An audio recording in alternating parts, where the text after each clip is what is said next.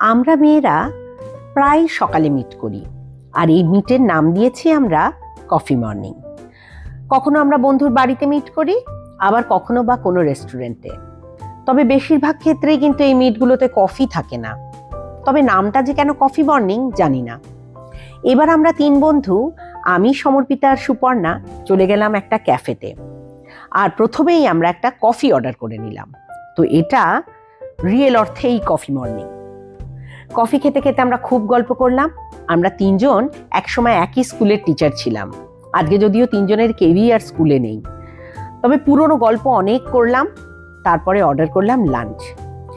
এই ক্যাফের একটা বিশেষত্ব, এদের কাছে হেলদি আর নর্মাল 2 রকম অপশানসই ছিল। আমরা হেলদি অপশানটা চুজ করলাম, তবে পোর্শনটা একটু বেশি হলো আমাদের জন্য। কিন্তু গল্প করতে করতে কখন যে সব খেয়ে ফেললাম নিজেরাই বুঝলাম না। অনেক গল্প, অনেক ছবি তোলা, অনেক পুরনো কথা, খুব ভালো কাটলো সকালটা। তবে আজ চলি, টাটা।